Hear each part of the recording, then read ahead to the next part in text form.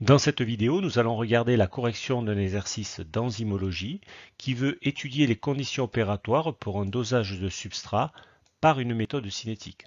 D'après le cours, on sait que cette concentration en substrat doit être faible. C'est ce qu'on va essayer de démontrer à travers cet exercice.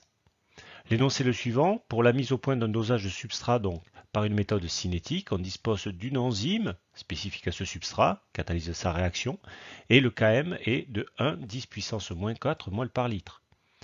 Toutes les incubations donc, dans des conditions strictement identiques sont réalisées avec une concentration d'enzyme qui correspond à une Vmax de 1 10 puissance moins 3 mol par minute et par litre.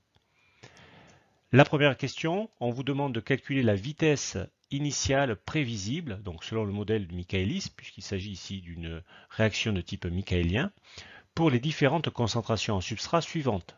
Pour cela, donc, on applique l'équation de Michaelis-Menten en cherchant dans l'énoncé la valeur de Vmax, qui est ici, la valeur de Km, qui est ici, et on fait donc varier les valeurs de S qui sont données dans l'énoncé. L'ensemble des résultats calculés des VI sont rassemblés dans le tableau suivant et on s'aperçoit que plus la concentration en substrat est importante, plus la vitesse initiale est importante.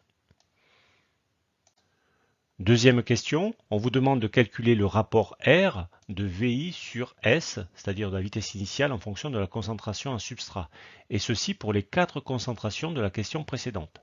L'ensemble de ces rapports ici est rassemblé dans la troisième colonne de ce tableau et on s'aperçoit que plus la concentration initiale en substrat augmente, plus ce rapport diminue. En fait, il n'y a pas de proportionnalité entre VI et S. D'ailleurs, si on trace la courbe donc, de Michaelis-Menten qui donne donc VI en fonction de S, il s'agit d'une branche hyperbolique et donc on constate ici, bien sûr, qu'il n'y a pas de proportionnalité, ce n'est pas une droite entre VI et S. Alors dans cette troisième question, on va regarder la perte de proportionnalité. On s'aperçoit que la courbe s'écarte par rapport à une proportionnalité entre VI et S. On calcule ce pourcentage, donc par rapport à la première valeur par exemple, et on s'aperçoit ici qu'on perd 3,8% par rapport à la droite de proportionnalité. Pour faire ce calcul, on fait 9,5 donc divisé par 9,9 multiplié par 100 pour avoir donc 96,2% de proportionnalité. Et ainsi de suite en fonction donc des concentrations en substrat. On nous demande ici à quelle valeur, donc on a au moins 90% encore de proportionnalité entre guillemets, et bien il faut s'arrêter ici à 1 10 puissance moins 5.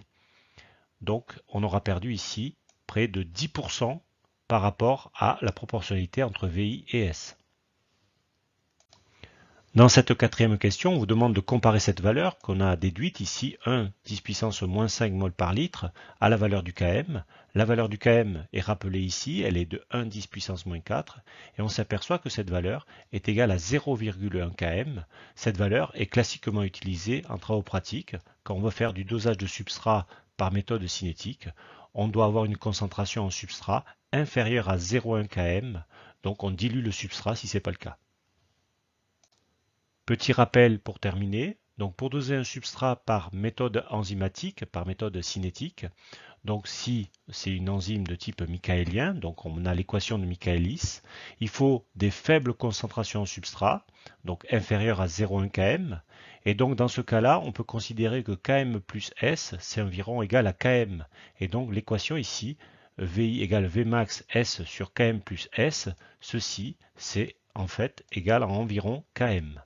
Et donc on peut simplifier cette équation, c'est ce qui va se passer dans la diapo suivante. On a donc l'équation simplifiée donc quand S est faible, ici VI égale Vmax sur Km, Vmax et Km étant une constante ici.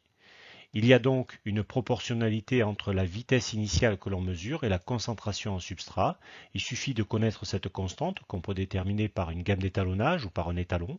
Et donc, si on mesure des vitesses initiales, on obtient donc par déduction ici, par calcul, la concentration en substrat. En fait, sur la courbe, on se situe ici à faible concentration, Donc on est à, si le km, bon, il est à peu près ici, donc on est ici inférieur à 0,1 km, donc on prend un dixième du km, et donc dans cette première partie ici, on considère que VI est proportionnel à S. Voilà pour cette vidéo.